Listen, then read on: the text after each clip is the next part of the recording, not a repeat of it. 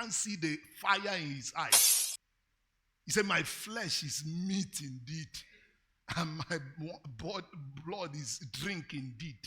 Except you eat it. They got offended. Disciples. I don't know, maybe Jesus' church, probably at least was above 700, above 70. There were many. I hope you know the 12 disciples are not the only disciples that Jesus had. Jesus had many disciples. In fact, the Bible says it was from those disciples he chose 12.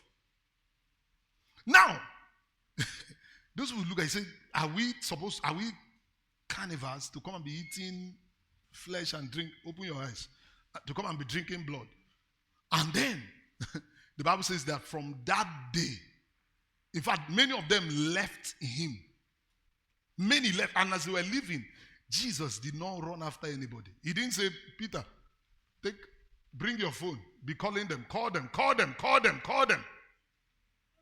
Follow them up. Jesus never followed anybody up. Now, and I'm going to tell you why. Jesus never followed. In fact, you know the worst part that Jesus turned to the 12 and said, what are you still doing here? You don't know Jesus. You know, many of you are thinking that Jesus is just gentle. Jesus, you don't know him. You didn't read the day he went into the temple with koboko and flogged people. Jesus is not a joker. All this, Father, you understand. He doesn't understand. It's only that you are not hearing him. All this God understands that he doesn't. It's only that you are deaf and you are blind. You can't see the fire in his eyes. He looked at the 12 and said, you see, Jesus will rather have one person than have 1,000 unserious people. He said, what are you people still doing? You didn't join them? Peter spoke up. He said, look, to whom shall we go to? You see, God only wants people who don't have alternative.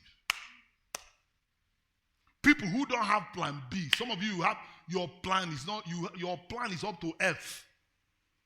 Jesus is usually the last resort. It's when everything has failed. That's when you remember Jesus. Jesus is only something to be used when you have problem. That's when you cry and pray. But as soon as your problem is solved, you don't have time for him again.